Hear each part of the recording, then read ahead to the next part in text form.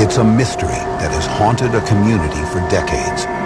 Something strange is seen plunging into the water of Shag Harbor, Nova Scotia on the evening of October 4th, 1967. Cases like Shag Harbor are definitely something unconventional. They're not easily explained or explained away.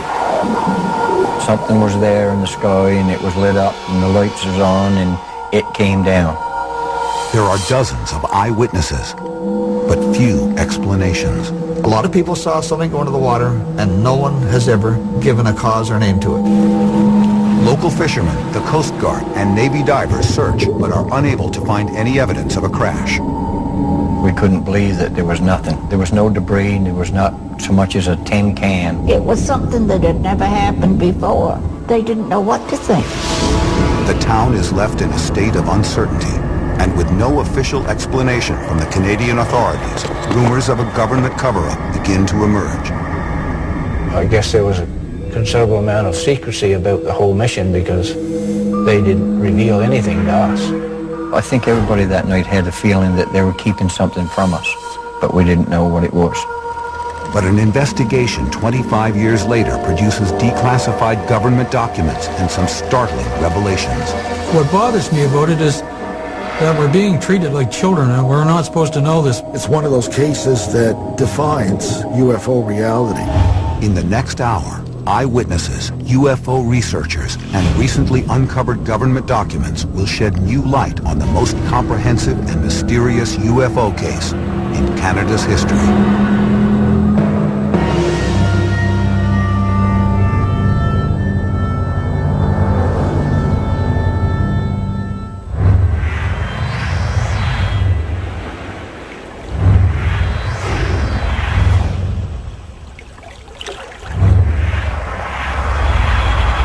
October 4th, 1967.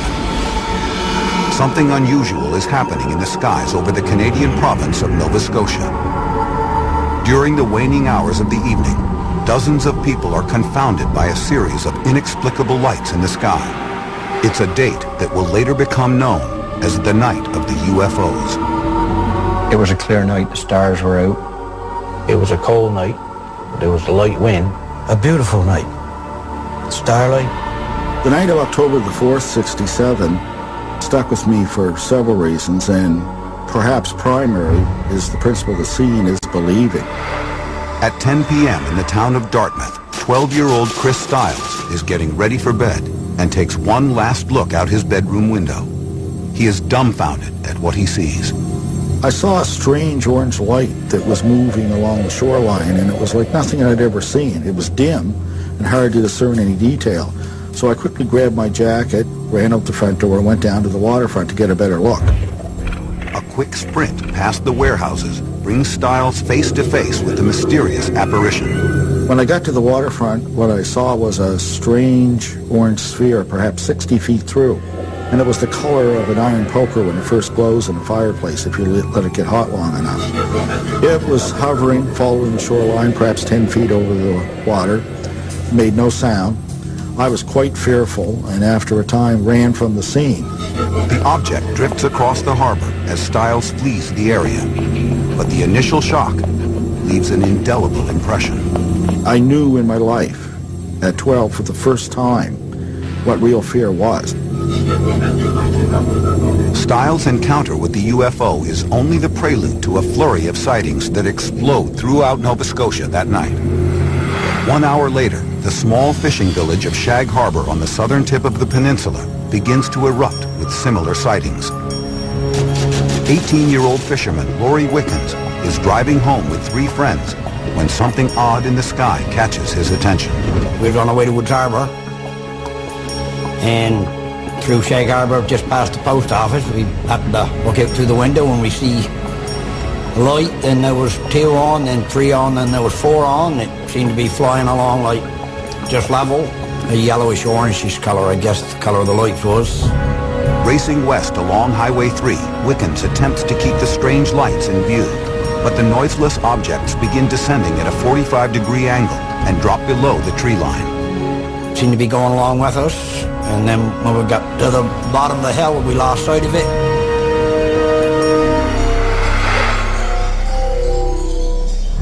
A few miles away, 18-year-old Norman Smith is riding home with a friend through Bear Point Woods and sees something similar in the sky.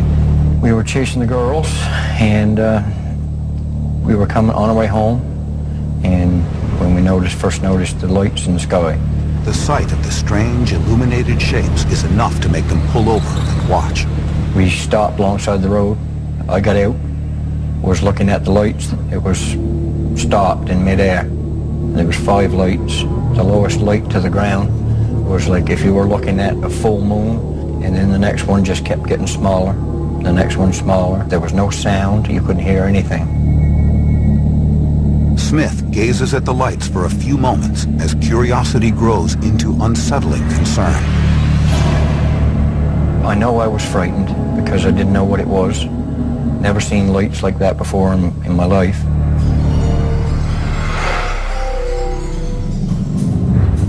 Down the road, Laurie Wickens and his friends are still in hot pursuit of the strange object. They suddenly see a bright flash and hear a whistling sound like a falling bomb. They believe it may be falling into the harbor, so they speed toward the waterfront. The minute we come over the top of the hill, we could see the light in the water. At the time, we thought it was a plane. Wickens pulls into a vacant parking lot by the shore to get a better look. The light we see in the harbor looked like a half a globe, a yellowish colored light. We could see it drifting down the harbor. That was the first thing coming to mind, is go call the RCMP and report that we'd seen a plane crash, because that's what we thought it was. Wickens returns to his car, races to the nearest payphone, and calls the regional headquarters of the Royal Canadian Mounted Police, the country's national police force. It is known throughout Canada as the RCMP. The corporal on duty answers the call at 11:25 and hears Wickens' excited voice. The Mounties wanted to know what we was drinking, and we said we wasn't drinking, and wanted to know the number for the phone booth. After listening to Wickens' story, the RCMP officer on duty is skeptical, but as soon as he hangs up, other calls start pouring in. The calls come in from nearby Bear Point, Cape Sable Island, and Maggie Garren's Point, all reporting the same thing. With so many witnesses, the RCMP has no choice but to take this seriously. We got in the car to leave, and then he called back and wanted to know where he could meet us so we could see it in the water. And I told him we'd be by the moss plank, because that's where it was, right off of there. Meanwhile, eyewitness Norman Smith is also busy alerting people about the mysterious object above the harbor. We drove up to my father's place, and I ran in the house, got my father, and he came outdoor. We stood looking at the lights in the sky, and it wasn't too long, probably a couple of minutes, when we see the police car coming and its red lights flashing. Smith follows the speeding police cruiser to a shoreside parking lot where a crowd of witnesses has gathered. When we got there was, I think, 16 people, including the police officers. And they were local people. They all seen the lights come down to the ground, and they watched it land in the water. Civilians and the RCMP officers on the scene observed the dull yellow-orange light drifting 300 yards from shore. It was totally dark. All you could see was the lights, and it was on the water. We watched the light for probably 10 minutes as it was drifting down the harbor. We walked to the top of the hill, and then the light just went out. It just disappeared. Everyone is convinced that they have just witnessed a plane crash. At 11:38 p.m., one of the officers puts a call through to the Rescue Coordination Center in Halifax, the branch of the Canadian military that organizes search and rescue operations. The Coast Guard cutter in nearby Clark's Harbor is also contacted. Lighthouse keepers in the surrounding areas are put on alert. I was on duty, just carrying out my regular surveillance of our navigational aids. Somewhere around midnight, when I first got a call that they were searching for something that crashed in the harbor. Meanwhile, the RCMP officers improvise their own rescue operation. They begin contacting local fishermen to commandeer boats to go out to the impact site. As word gets out, local residents spring into action. Someone came to our door, and my husband jumped up and went to the door to see who was there. And it was the policeman. And he said that something had come down in the harbor and that they thought it was a plane. And they knew that his boat was at the wharf and he could get there in a hurry. I was on my way home from babysitting where I was picked up by a local resident there. He had some urgency in his voice when he said, you've got to go with me because we've got to go search for possible survivors of a plane crash or something of that nature. We really didn't know what we were heading out for. All we could do was try to get there as fast as we could, and we were rushing. We went down to the wharf, untied the lines, and got the boats clear, and we left there as fast as we could to get to the area. It's now slightly before midnight. 2 fishing boats with several volunteers motor out towards open water at full throttle. Crisscrossing patterns of searchlight beams paint the dark, still waters of the harbor as the search begins. And what we were doing was looking for something on the water. Debris is what we were thinking. The mood on the boats is tense as the would-be rescuers brace themselves for a grisly scene of floating body parts and plane wreckage. What they actually encounter is even more bizarre. We came into this foam on the water. It was like orange foam that was on the water, like bubbly foam. Quite a long streak of it. It was just more or less floating on the water. What it was, I don't know. The fishermen realize that the mysterious foam is connected to whatever crashed into the harbor. Norman Smith attempts to get a sample of the peculiar substance. We circled the boat around. We came back into the foam. When we came back into it, I took a small dip net and dipped the dip net down into the water, right into the foam. When I pulled the dip net up out of the foam, there was nothing. You couldn't see nothing, totally nothing on the dip net. I've been fishing all my life and I never ever seen anything like that. I've been up rivers and on lakes and out on the ocean and never ever see foam like that on the water. The strange foam soon melts back into the dark water. But even more puzzling than the foam is the lack of any debris at the site. If something has just crashed into Shag Harbor, it seems to have completely vanished. We had thought that whatever it was, it just sunk. And I was, like you, kind of expecting to find some debris, but there was nothing. We were out there pretty near all night and circling around and looking for anything else that was on the water, any debris or anything, and we found nothing. There was not so much as a tin can.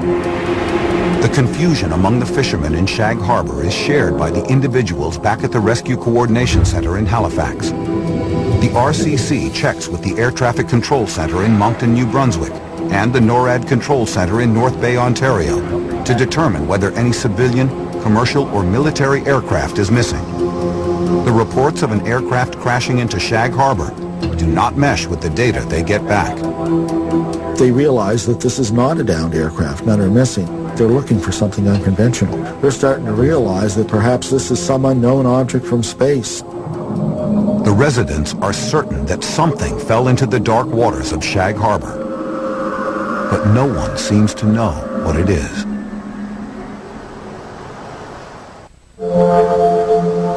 Shag Harbor is a small, unassuming fishing village on the southwestern tip of Nova Scotia.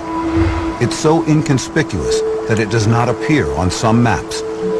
That is all about to change on October 4th, 1967. Several local residents report what they believe to be a plane crashing into the harbor. The sightings begin a chain of events that will make headlines around the world. Within hours of the initial reports, local fishermen, police officers, and the Coast Guard scour the waters of the harbor throughout the night, but find no wreckage or debris. As the sun rises the next day, the community is gripped by apprehension and uncertainty.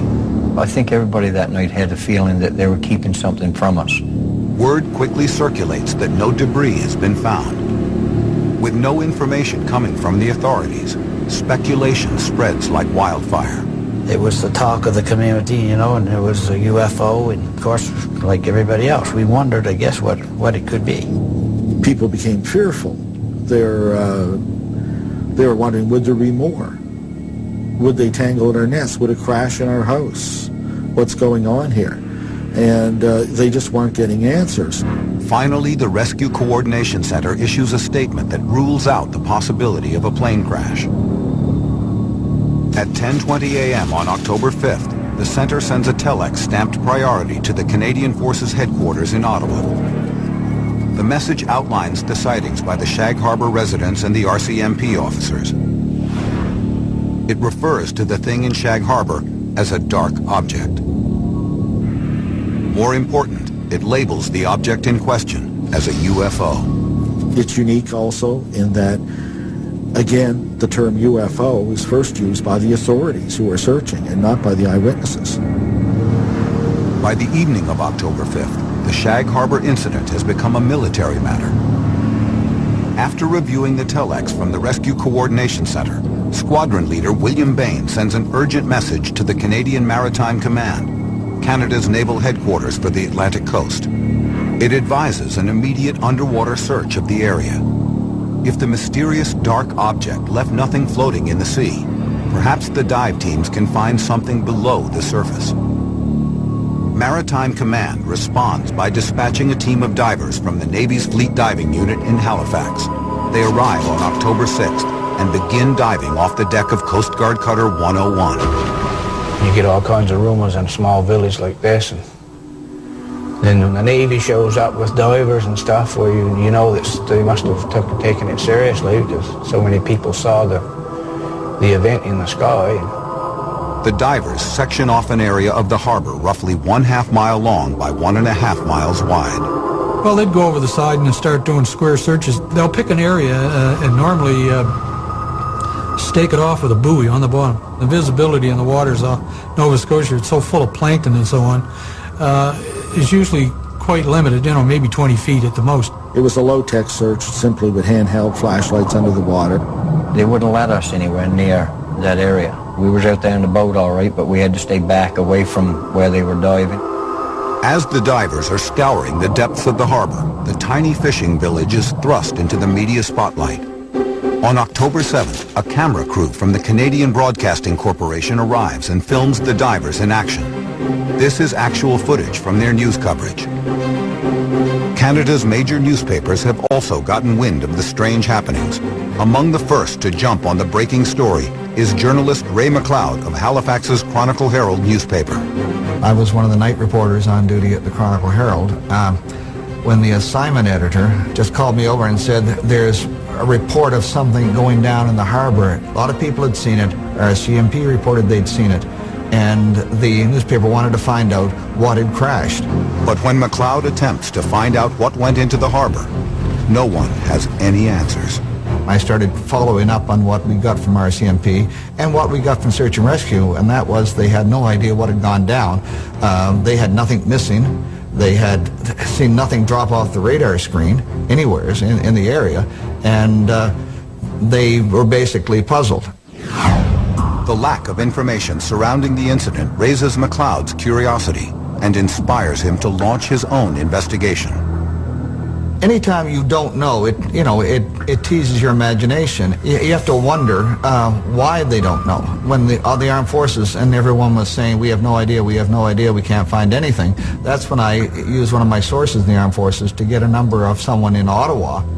McLeod's source refers him to Squadron Leader William Bain at the Air Desk in Ottawa, a division of the Royal Canadian Air Force in charge of investigating UFO cases. Bain's response to the Shag Harbor incident is surprising. Just from what he'd heard so far, it looked like one of those few cases where there might be something concrete to the incident. And that, of course, was the quote that ended up in the headline of the paper. On October 7th, 1967, McLeod's article makes the front page of the ultra-conservative newspaper, the Chronicle Herald. McLeod is as surprised as anyone to see it there. And then the story came out, and my first reaction was, oh my God, what have I done? Okay, I never expected to see that screaming headline. It was a headline in 2-inch red letters that looked more like something you would see in the National Enquirer. And that served to fuel, again, the rumor mill and the speculation. The shockwaves of McLeod's article reverberate throughout the Canadian province and reach the depths of Shag Harbor, where the underwater search is in progress. On October 7th, Maritime Command orders 3 additional divers to the impact site. As the dives continue, the people of Shag Harbor want answers. None are forthcoming. I guess there was a considerable amount of secrecy about the whole mission because they didn't reveal anything to us. Some people were told that they weren't allowed to speak about it. We thought that in a few days' time we was going to be hearing, yes, there was a plane that went down, it was on the bottom of the ocean, or whatever it was that they found. We thought that in a few days they were going to be telling us, but nobody ever did. Maritime Command terminates the underwater search on October 8th. They announced that 3 days of searching the harbor have yielded nil results.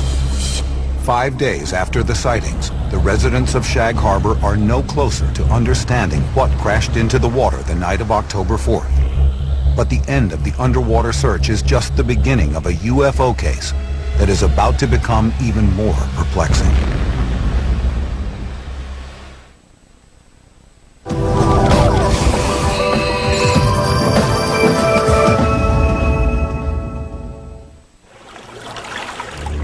October 1967. After dozens of witnesses see something plunge into Shag Harbor on the southern tip of Nova Scotia, local fishermen comb the waters looking for clues, and Navy divers search beneath the surface. But the Canadian Navy abruptly cancels the search with no explanation, leaving the people of Shag Harbor to wonder and worry. In a lot of our minds, it was a cover-up for something, but for them to spend that much time and effort and then give no explanation, it's like they were here today and gone tomorrow type of thing. With no one providing any answers, the rumor mill begins to churn.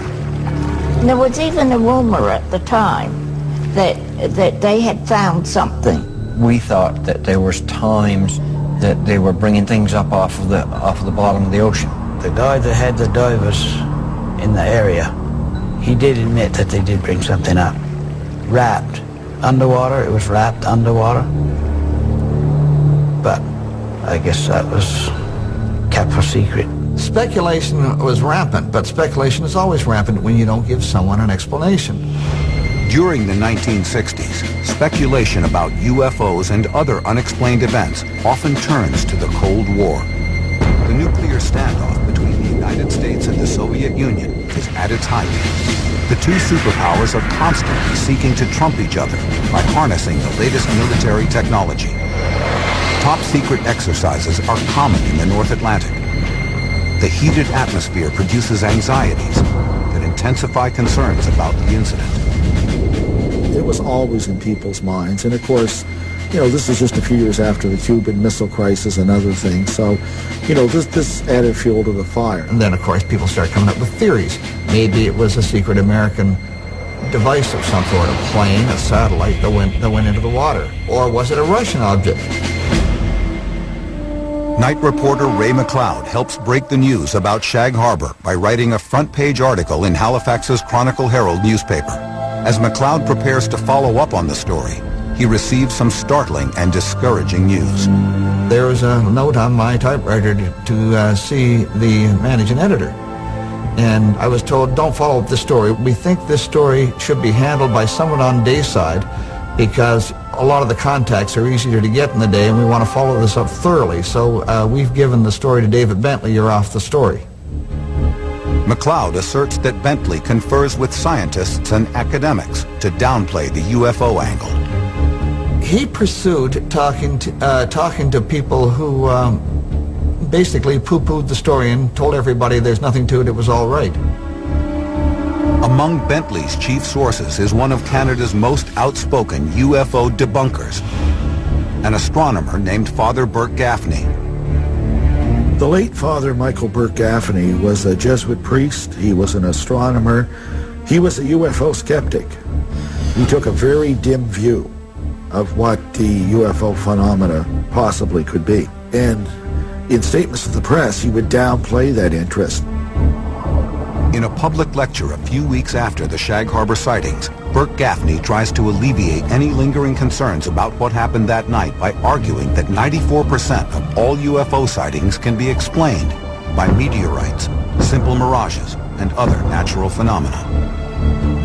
With UFO skeptics having their say, McLeod begins to wonder what happened to Squadron Leader William Bain, the source at the Canadian military, quoted as saying that there might be something concrete to the Shag Harbor incident.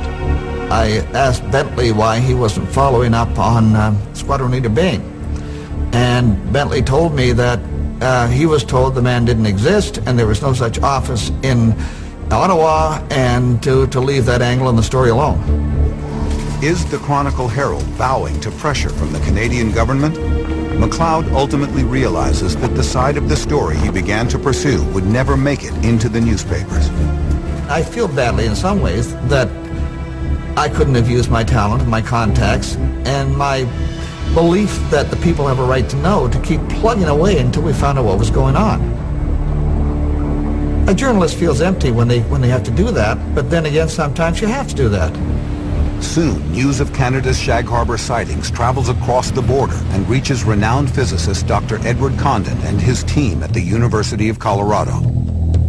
Condon and his committee are working under a $500,000 contract from the United States Air Force and putting together an independent scientific assessment of unexplained UFO phenomena. The Condon report was striving to gather a certain amount of case studies in other countries around the world internationally to see whether the United States Air Force should continue investigating reports of unidentified flying objects. And the Shag Harbor incident came to their attention. They have deep resources and a distinguished staff, but according to eyewitness Chris Stiles, Condon and his committee do not dedicate much time or effort to the puzzling Shag Harbor case. The case was turned over to an electrical engineer called Norman Levine. He made a few calls to RCMP headquarters in Ottawa and to Maritime Command, but was assured by them that they had done a complete and thorough search. It's unfortunate that he didn't pursue that path, because God knows what he would have found. Canada's Shag Harbor incident is one of 59 major UFO cases around the world that Condon's team selects to include in their study. They submit the final report to the Air Force on October 31st, 1968. But case number 34 receives only a few paragraphs in a 900-page tome. The report defends the lack of initiative in Shag Harbor by arguing no further investigation by the project was considered justifiable. This conclusion of the Shag Harbor case is consistent with Condon's overview of UFO research. Our general conclusion is that nothing has come from the study of UFOs in the past 21 years that has added to scientific knowledge. I think one of the things that happens when a serious scientific study is carried out to look at the UFO situation in specific cases, there's often a criteria that's very formal and rigid. And often what happens is the best cases somehow, no matter how you use your definitions, no matter how careful you are, will slip through the cracks. And I believe that's what happened with Shag Harbor. With no one pushing for answers, Canada's Shag Harbor incident becomes another unexplained mystery that is all but forgotten. It quickly faded from the headlines and became a back-page story, and a month later it would have been hard to find anything on it, and people went home, made a sandwich, went to work, life went on. But 25 years later, a new investigation is launched into the Shag Harbor incident. This time, some startling revelations make it clear that the book should never have been closed on this case.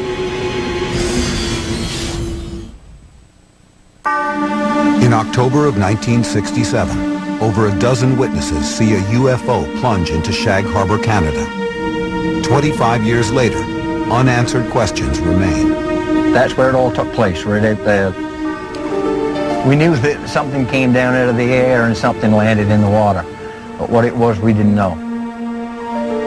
One of the other eyewitnesses that night cannot forget what he saw over the harbor. Chris Stiles had seen the UFO from his home in Dartmouth, Nova Scotia. In 1992, while watching TV one night, everything would change. I had watched a rebroadcast of the Unsolved Mysteries episode that dealt with the Roswell incident. And it made me think about Shag Harbor. And what I remembered and what was so tantalizing about Shag Harbor was that there was no denial that the authorities believed that this was a genuine UFO incident. And it had simply faded from memory. Stiles decides to launch his own investigation into Shag Harbor. He requests documents from the Canadian National Archives and the Department of National Defence using Canada's Access to Information Act. In a few weeks, the government documents arrive on spools of microfilm at the main branch of the Halifax Library. A tedious search begins. As you sit at the viewer and start going through document after document, you realize that often these collections were compiled by bureaucrats who threw away nothing. The microfilm contains thousands of documents of UFO cases across Canada from 1965 to 1981. You're looking for an extraterrestrial straw in a terrestrial haystack. Stiles spends weeks at the microfilm viewer until he hits pay dirt. It was all there. Priority telexes from the Rescue Coordination Center to the Canadian Forces Headquarters. Instructions from the Canadian Maritime Command to the Atlantic Fleet Diving Unit. And reports by dozens of witnesses. Stiles realizes that he is looking at the biggest UFO event in Canada's history. And I only saw one that had UFO written on it with 3 big letters, underlined 3 times, and that had to do with the Shag Harbor incident. I knew very early on that I had primary documents and a paper trail a mile wide here. Has Chris Stiles stumbled upon a Canadian government cover-up? Stiles decides he needs help. He contacts fellow UFO researcher Don Ledger to assist with his investigation. Chris Stiles was very passionate about Shag Harbor.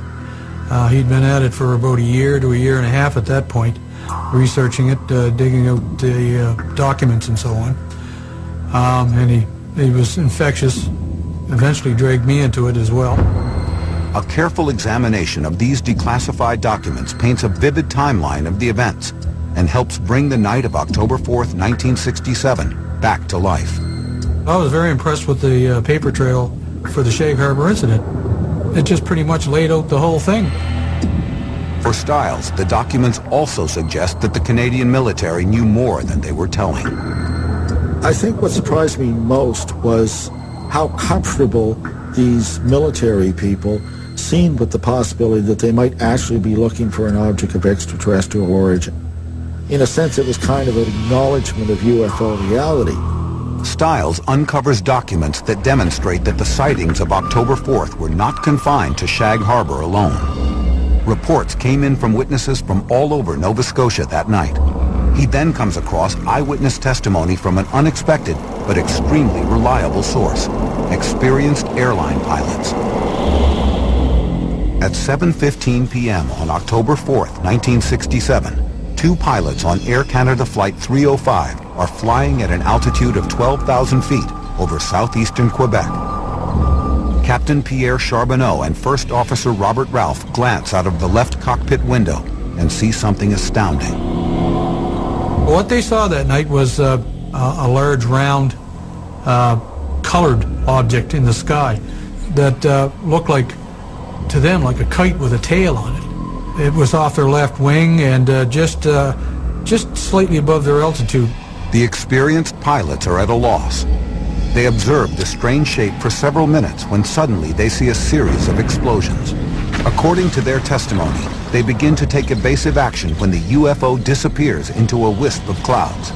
After some deliberation, the pilots decide to file official reports about the bizarre occurrence. It's not common for pilots to go on record and report a UFO, particularly commercial pilot, because of maybe some recrimination later on from his employers or maybe some ridicule from his peers. Continuing his research, Stiles uncovers more information from an unexpected source. At St. Mary's University in Halifax, Stiles finds a treasure trove of X-Files collected by none other than the UFO skeptic who had downplayed the Shag Harbor incident in the press, Father Burke Gaffney. And an X-file is not just a secret file, but a file that is not admitted to by the originating agency. So it was great that they were there because there was no record of these in Ottawa, either at National Archives or RCMP headquarters. The RCMP X-Files collected by Burt Gaffney provide more telling details about the night of October 4th. One report includes the testimony of a ship captain named Leo Mercy.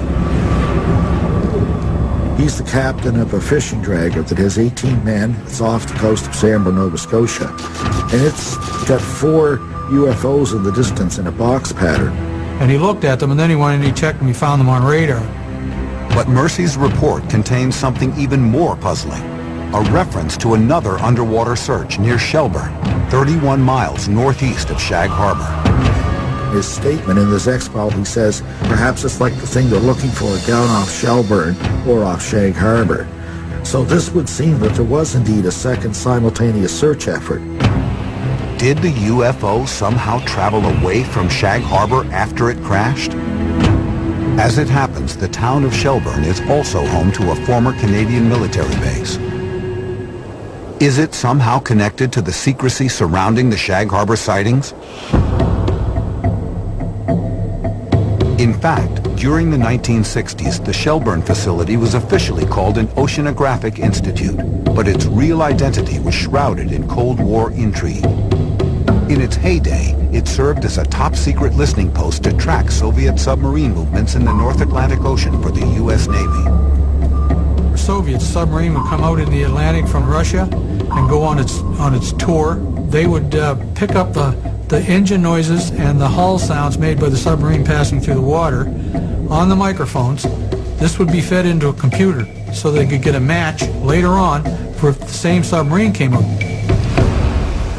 Could the Canadian authorities have used this submarine tracking technology to locate a submerged UFO? Was the Navy secretly searching the waters off Shelburne while all eyes were focused on Shag Harbor? To continue his investigation, Stiles sets out to track down those who would know best, the divers who actually probed the depths of Shag Harbor.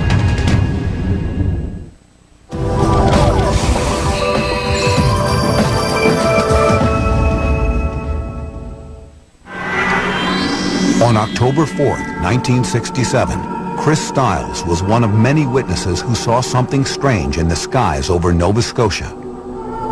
Now he is on the hunt to try to find out what it was.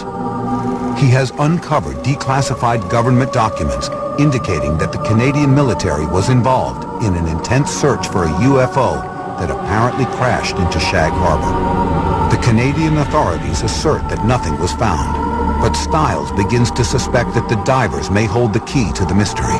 A number were unwilling to talk, but a few were. And they told a very interesting tale that went well beyond what was in the press clippings.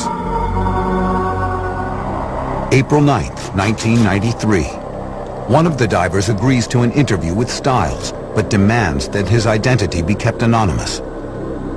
Stiles is shocked when the diver informs him that they did indeed find something underwater, but it was not in Shag Harbor. He eventually explained that by the time divers had arrived in Shag Harbor, they knew the object was no longer there, that indeed it had come to rest on the seabed 25 miles away off Government Point near the Shelburne base.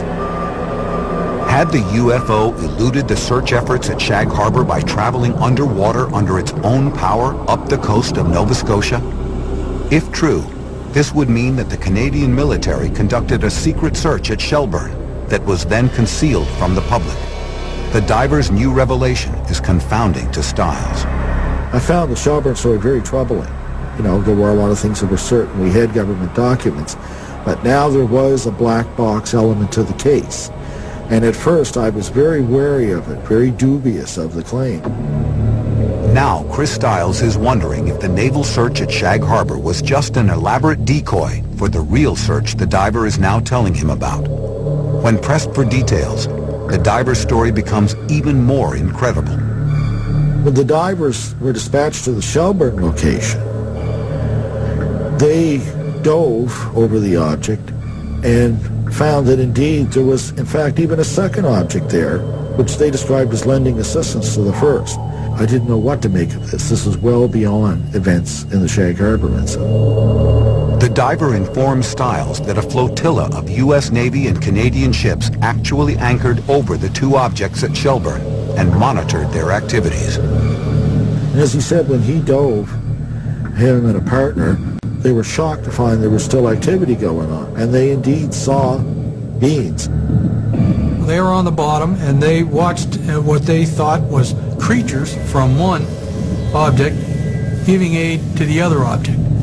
The Canadian diver's story does not end there. He says that the Navy flotilla observed the two UFOs for 7 days. Suddenly, the operation was interrupted by a Russian submarine crossing into Canadian territorial waters. At this critical juncture, the Navy ships were diverted to intercept the sub. They attempt to intercept the Soviet sub, trying to cut it off. And it's at this point, when they're doing this maneuver, that the two UFOs begin to move back toward the Gulf of Maine, and indeed, eventually, as reported, break the surface and fly away. Are there any witnesses on record that can corroborate the diver's fantastic story? Did anyone see these two UFOs leaving the waters off Shelburne? Perhaps. At 10 o'clock on October 11th, 1967, exactly 1 week after the Shag Harbor sightings, the mysterious lights in the sky were seen once again, this time by a family in Lower Woods Harbor, 35 miles from Shelburne. We look at what's known as the Lachlan Cameron sighting 1 week later, to the hour, and we see two sets of lights leaving the area of Shag Harbor and flying away. It fits the diver's story like a glove. It's hard to ignore that synchronicity. And we are left to wonder, did an alien spacecraft really crash into Shag Harbor as the Navy diver suggests? Or could there be another explanation? An important clue to that question may still exist if what one former lighthouse keeper says is true. The second day,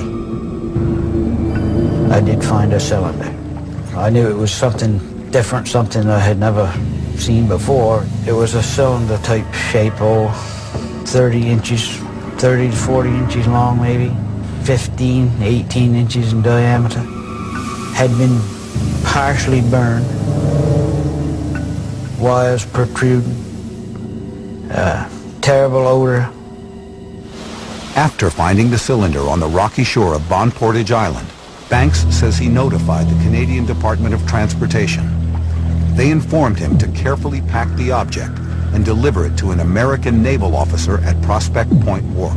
It had to be something that they needed bad, wanted bad, because they flew him in from Virginia.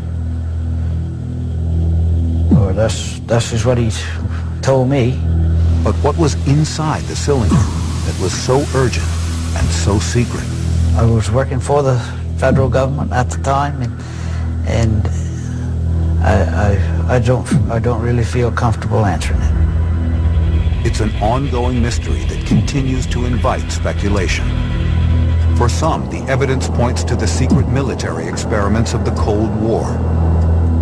Theorized in my own mind that probably this was some kind of an experimental drone or something that they had back then. One of the first ones that they had that somehow got away from them. I think it was a surveillance type of thing, and it either crashed on its own or they crashed it. My opinion was still it was a plane, American military plane. Others contend that something capable of operating both above and below the water can only be extraterrestrial. Even now in this time of stealth aircraft, we still don't have anything that's both aerodynamic and hydrodynamic. What the object is, that's what everybody always wants to know. What was the object? Whatever went into the harbor that night was intelligently controlled, and it was of extraterrestrial nature. It is unclear when, if ever, the complete set of military records will be released. If they are, will they shed light on this strange incident and maybe even settle once and for all what happened in Shag Harbor on October 4th, 1967? Until then, we are left with the mystery, speculation, and the fading memory of the people who saw something very unusual crash into the ocean that night. Today, I still scan the sky looking for something that might be different or something like what I seen back 30-odd years ago. Only thing that I would like to know is what it was.